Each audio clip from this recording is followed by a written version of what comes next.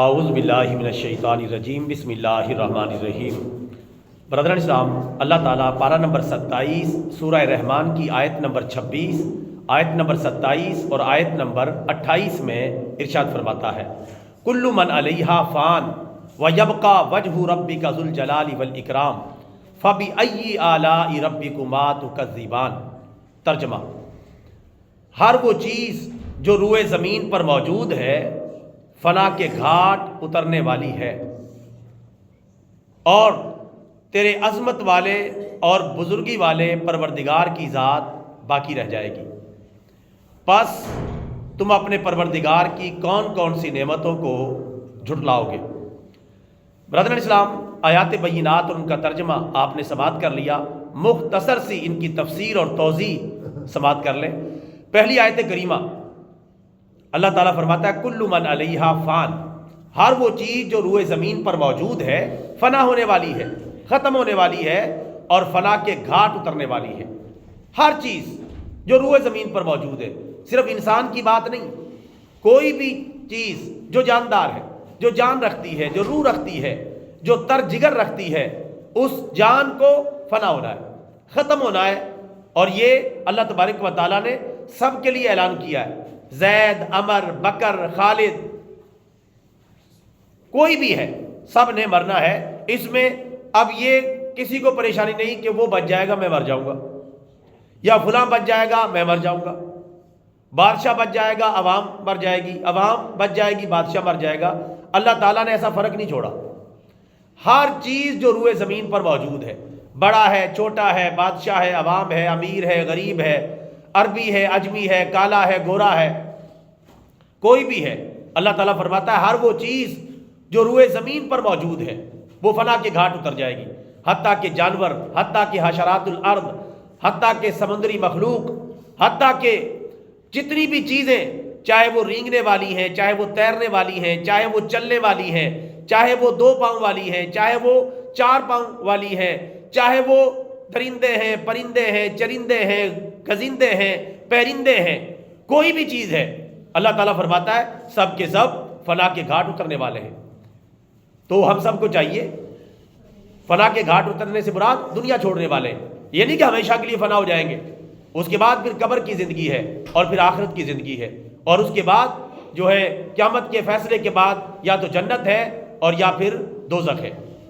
یہ اللہ تبارک و تعالیٰ نے سب کو آگاہ کر دیا ہے۔ اور ویسے بھی موت تو ایک ایسی چیز ہے، آنکھوں کے سامنے نظر آتی ہے، دن رات اٹھتے ہوئے جنازے ہمیں چونکاتے رہتے، ہم چونکیں یا نہ چونکیں، ہم ہوشیار ہوں یا نہ ہو، لیکن یہ اچانک بیمار ہو جانے والے انسان اور اچانک دنیا چھوڑ جانے والے انسان ہمیں جگاتے ہیں، چونکاتے ہیں کہ تمہاری باری بس آنے ہی والی ہے، آج ان کی کل ہماری باری ہے۔ موت سے کس کو رستگاری ہے؟ موت کا سامنا تو بہرحال کرنا پڑے گا، اور اللہ تبارک و تعالیٰ نے اس آیت کریمہ میں بھی بتا دیا کہ ہر چیز جو روئے زمین پر موجود ہے وہ فنا ہونے والی ہے۔ اب کسی کے پاس عذر نہیں رہا کہ مجھے پتہ نہیں تھا اس بات کا اور مجھے آگاہی نہیں تھی۔ اللہ تعالیٰ نے آگاہی بھی دے دی اور حقیقت حال بھی کھول کے واضح کر دی کہ یہاں رہے گا کوئی نہیں۔ رہے گا کون؟ ہاں، ایک ہستی ہے، ایک ذات ہے، ایک عظیم ہستی ہے جو باقی رہے گی، اور وہ ہے اس عظیم کائنات کا عظیم پروردگار، اس عظیم کائنات کا عظیم خدا، اس عظیم کائنات کا عظیم شہنشاہ مطلق اور قادر مطلق اور بادشاہ حقیقی اللہ رب العالمین، وہ باقی رہے گا۔ اگلی آیت میں اسی کے بارے میں فرمایا وَيَبْقَى وَجْهُ رَبِّكَ ذُو الْجَلَالِ وَالْإِكْرَامِ، اور صرف تیرے پروردگار کی ذات باقی رہ جائے گی جو جلال اور بزرگی والا ہے، وہ باقی رہے گا۔ پہلے بھی کوئی نہیں تھا، وہ اکیلا ہی تھا، پھر اس نے مخلوق بنائی اور پھر مخلوق بھی فنا کے گھاٹ اتر جائے گی اور یہ کائنات بھی ختم ہو جائے گی، قیامت قائم ہو جائے گی، پھر بھی وہ اکیلا ہی باقی رہ جائے گا۔ اس کے بعد پھر وہ اکیلا ہی اس ساری مخلوق کو کھڑا کرے گا، ان کا حساب کتاب لے گا اور ان کا ٹھکانہ متعین کرے گا کہ کس نے کہاں جانا ہے۔ یہ ہے عظیم پروردگار۔ جب سب سارے مر جائیں گے، قرآن پاک میں اللہ تبارک و تعالیٰ پوچھے گا لمن الملک اليوم، آج کس کے لیے بادشاہی ہے؟ آج کہاں ہے بادشاہ؟ آج کہاں ہے حکمران؟ آج کہاں ہے ڈکٹیٹر؟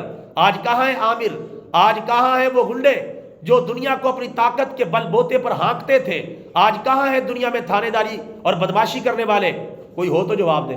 اللہ تعالیٰ پھر خود ہی فرمائے گا للہ الواحد القہار، آج اکیلے غالب پروردگار کی بادشاہی ہے، آج کسی کی بادشاہی نہیں، سروری زیبا فقط اس ذات بے ہمتا کو ہے، حکمراں ہے ایک وہی باقی بتانے آزری، اصل حکمران صرف اللہ تعالیٰ ہے، باقی آڑیاں جاڑیاں دیکھ لو، جس نے جو کمائیاں کرنی ہے کر لو اور آگے اللہ کی بارگاہ میں حاضر ہونا ہے۔ اصلی حکمران اصلی بادشاہ صرف اللہ تعالیٰ ہے، باقی کوئی 5 سال کے لیے، کوئی 10 سال کے لیے، کوئی آیا کوئی گیا، کوئی آج آیا کوئی کل گیا، یہ صورتحال چلتی رہے گی۔ تلک الایام نداولها بین الناس، اللہ فرماتا ہے یہ لوگوں کے عروج و زوال کے دن ہیں، ہم انہیں لوگوں کے درمیان پھیرتے رہتے ہیں۔ تو اللہ اصل طاقت کس کے پاس ہے؟ اللہ تعالیٰ کے پاس، اور اللہ نے اپنے بارے میں بتا دیا کہ میری ذات باقی رہے گی اور تم بھی باقی نہیں رہو گے، اور تمہارے پاس جو چیزیں ہیں وہ بھی باقی نہیں رہیں گی۔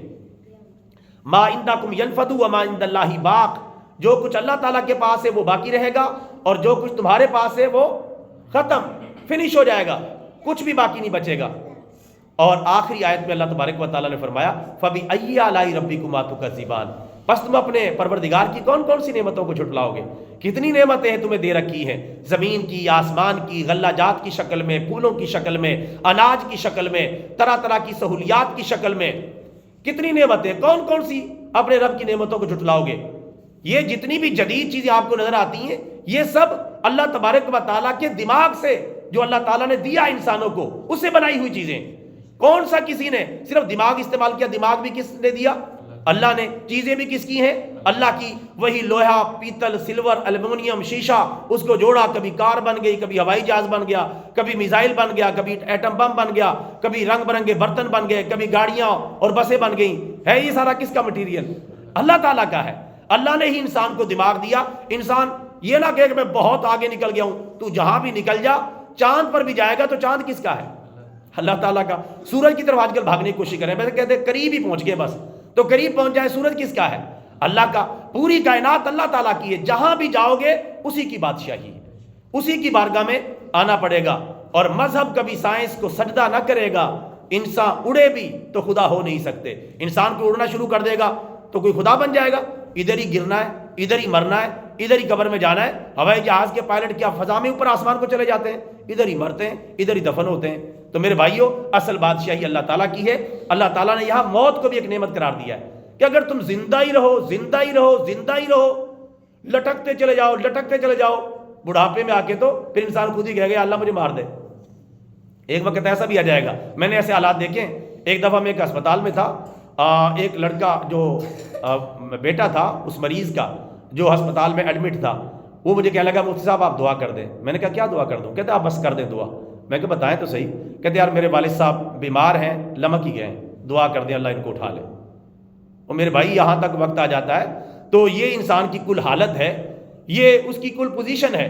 یہ موت بھی اللہ کی بڑی نعمت ہے۔ بندہ نہ مرے تو بندہ عجیب و غریب بن جائے گا، کہاں تک عمر کو نبھائے گا؟ اور پھر انسانوں کے لیے جگہ بھی تو خالی کرنی ہے، نئے لوگوں نے آنا ہے، پرانے لوگوں نے جانا ہے۔ اللہ نے یہ نظام اسی طرح ڈیزائن کیا ہے، اسی طرح وہ اس کو چلائے گا۔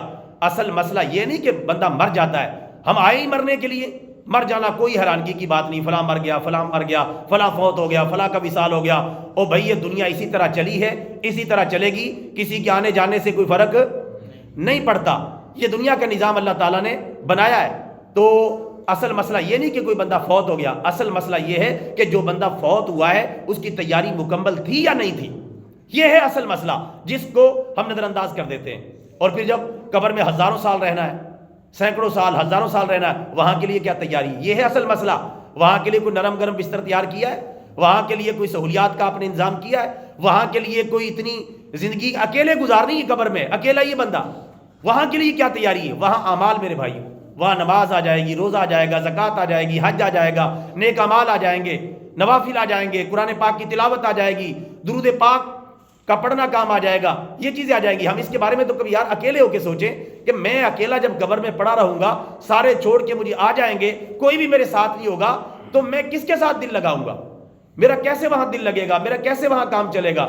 اور میں کیسے وہاں مصیبت سے جو ہے وہ آرام حاصل کروں گا؟ دنیا میں ہم کتنا سوچتے ہیں مکان ایسا بنا لوں، یہ سہولت کر دوں، یہ کر دوں، یہ کر دوں، یہ کر دوں، سہولتیں ختم نہیں ہوتی، بندہ ختم ہو جاتا ہے۔ حالانکہ زندگی کتنی ہے؟ 60 70 80 90 100 سال، یہ کل زندگی ہے، اور جو ہزاروں سال کی زندگی قبر میں آنے والی ہے اس کے لیے بھی کبھی پلان ہم بنائیں، بیٹھ کے سوچیں اس کے لیے ہم نے کیا تیاری کر رکھی ہے۔ آج اس قبر کے اندر بھی سہولیات ہم یہاں سے حاصل کر کے لے جا سکتے ہیں نیک اعمال کی شکل میں، اگر برے اعمال کیے تو پھر یہ سہولتیں نہیں ملیں گی، اس کے بعد پھر میدان قیامت ہے، حساب کتاب ہے، جنت یا دوزخ کا فیصلہ ہے۔ اللہ تعالیٰ سے دعا ہے اللہ تبارک و تعالیٰ ہمیں صحیح بات کو سمجھنے کی توفیق عطا فرمائے، آمین۔ وما علینا الا البلاغ المبین۔